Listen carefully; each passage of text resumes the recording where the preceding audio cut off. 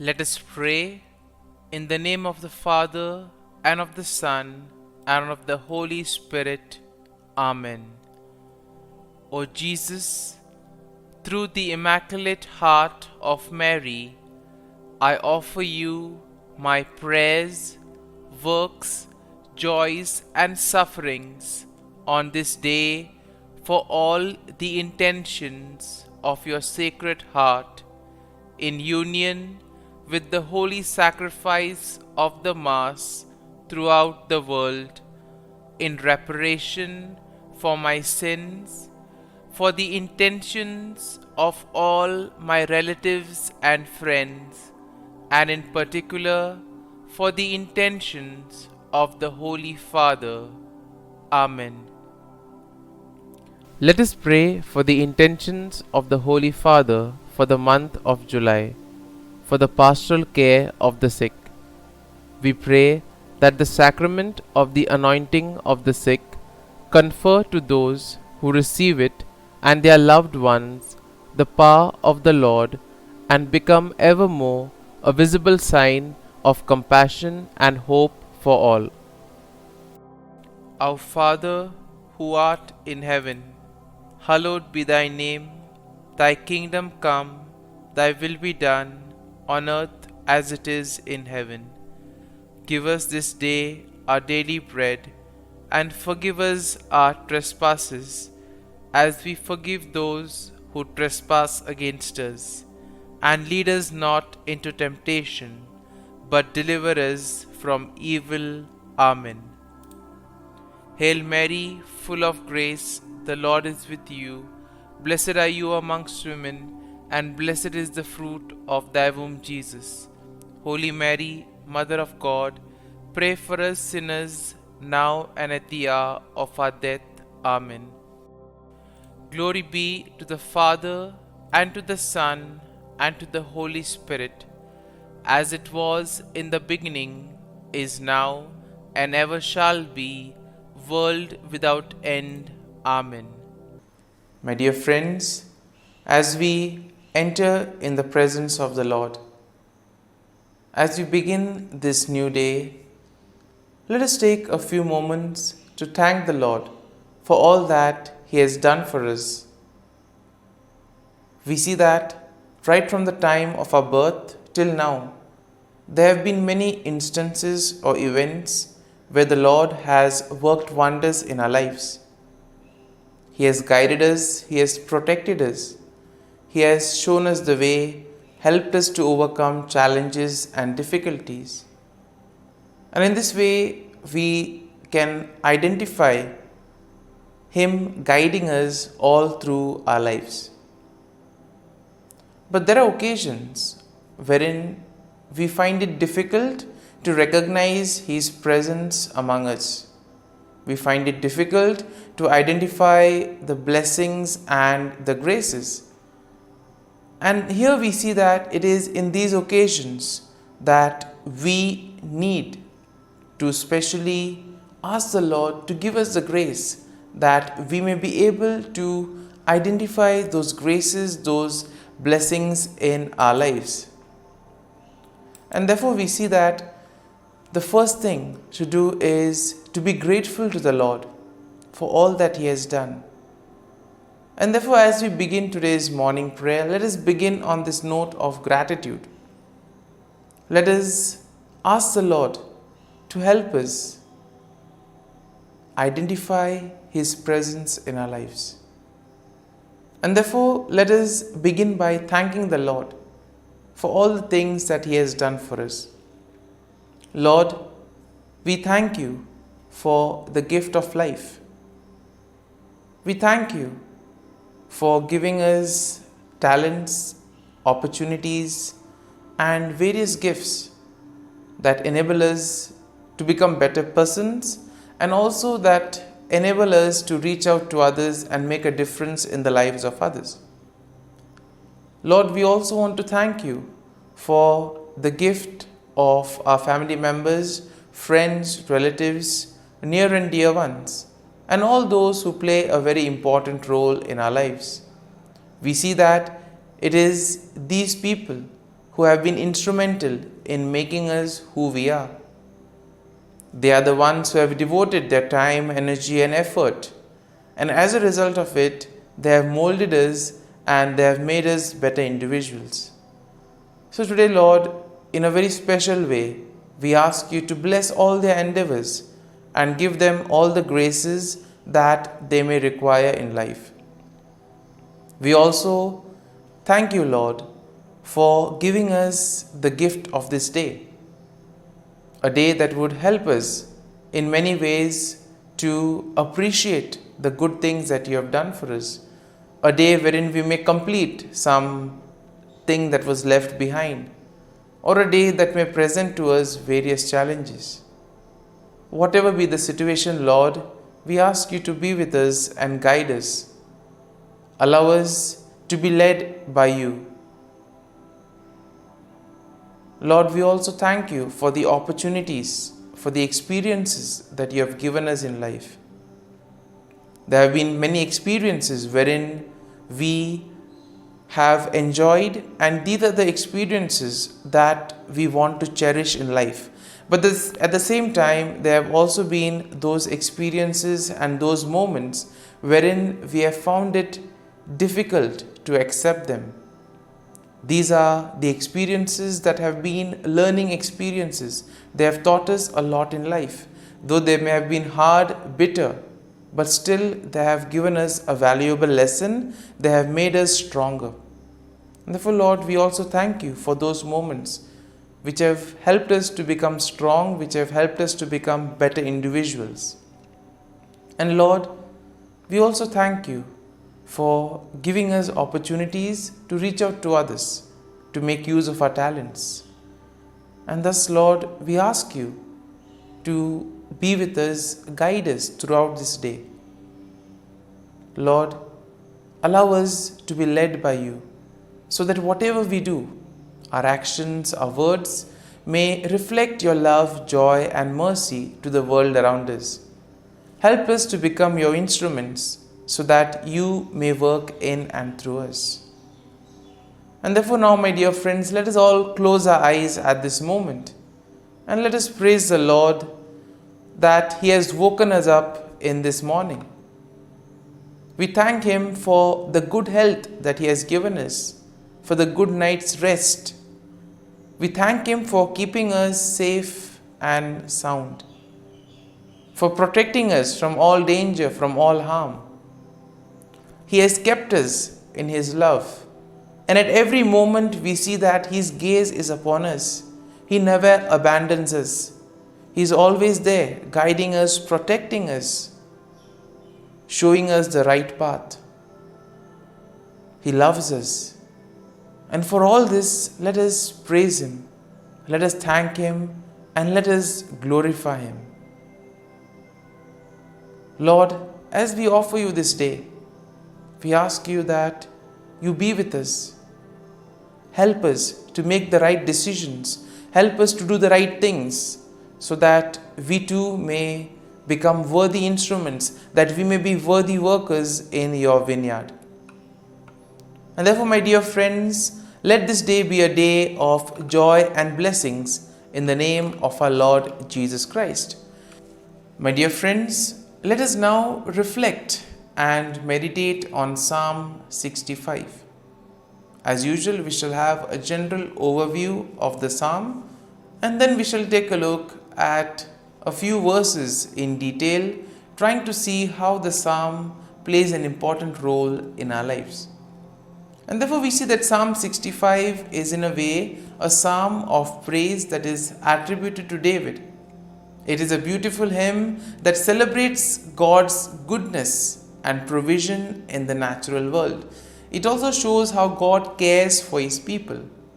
Now the psalm can be divided into three main sections.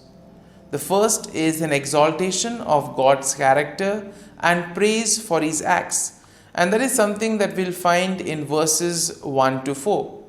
Then in verses 5 to 8 we have the recognition of God's power and control over creation. And then in the final section, from verses 9 to 13, we have gratitude for God's provision and blessings and a declaration of the psalmist's response in worship. And therefore we see that this psalm in a way will motivate us to express our faith and trust in the Lord. Psalm 65 in a way is a profound expression of praise and gratitude for God's goodness and provision. It celebrates God's character and acknowledges His control over creation.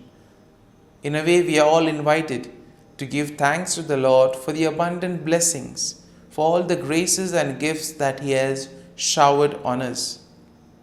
The psalm invites us to recognize God's handiwork in the natural world. It calls us to see God in creation, see God in the things around us, and therefore to respond with joyful worship and gratitude.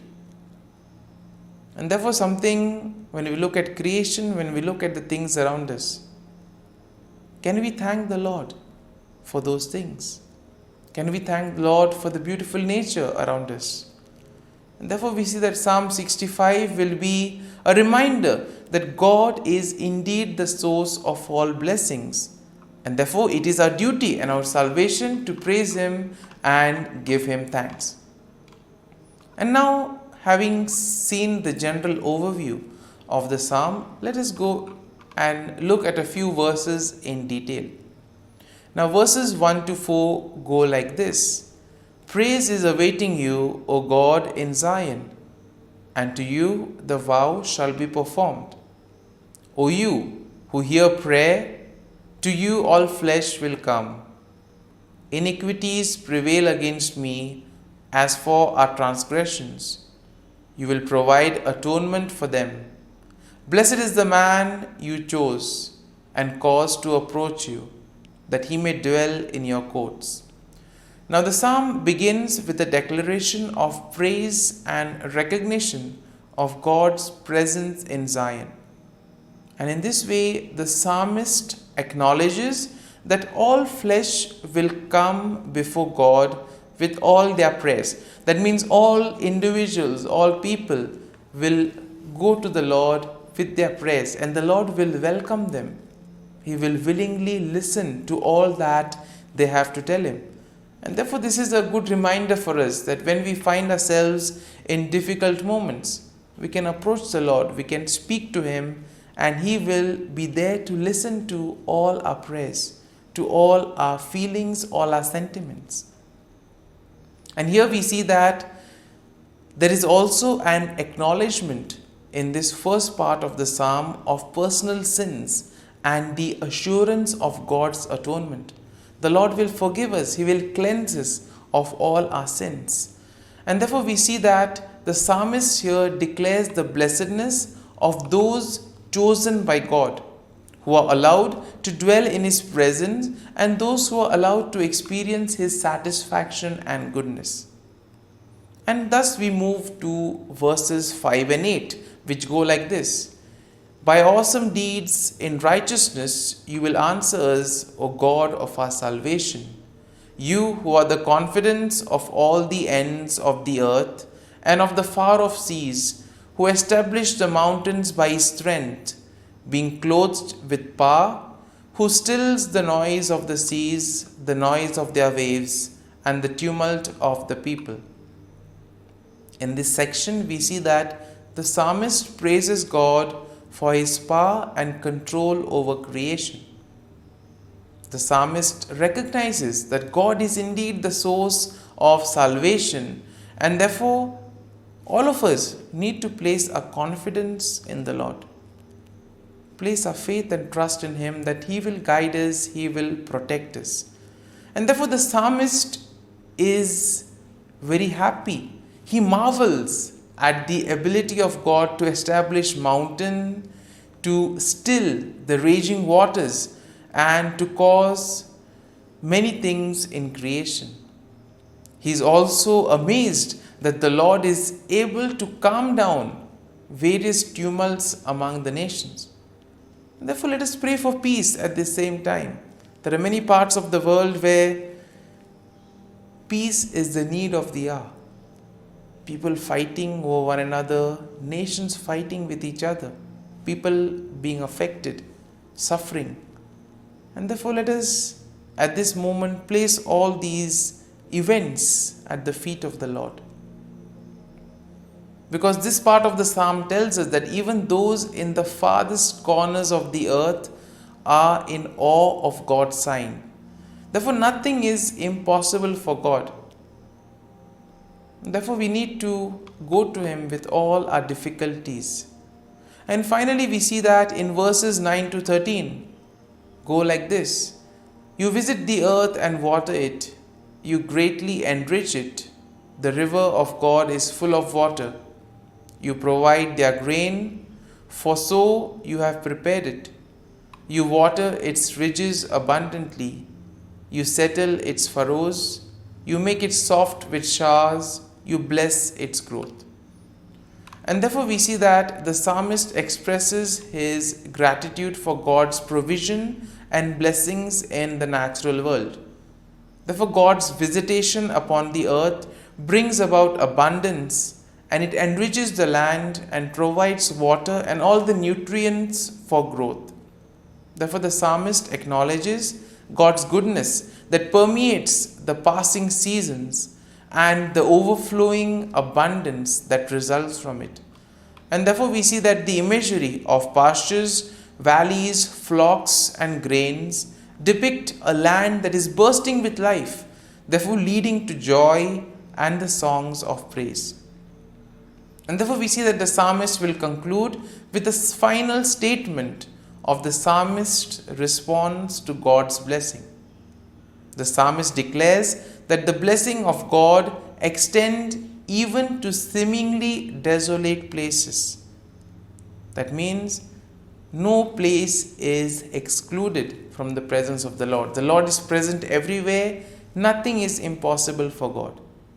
And therefore it gives us confidence that we can turn to the Lord and ask Him to intervene in whatever difficult situation we may be in. My dear friends, as we have reflected and meditated on Psalm 65, let us now spend a few moments in silence, reflecting on the psalm. There may be a few verses, a few thoughts that may have touched us. Remain with these thoughts. Allow these thoughts to take root in you, so that ultimately you will be able to make this psalm personal. The psalm will take root in you. And therefore, as we spend these moments in silence, remain with the thought, remain with the verse, so that ultimately your day may be enriched by the psalm. Whatever you do today may be in accordance to God's plan, and thus you'll be able to become a worthy follower, a worthy citizen in the kingdom of God.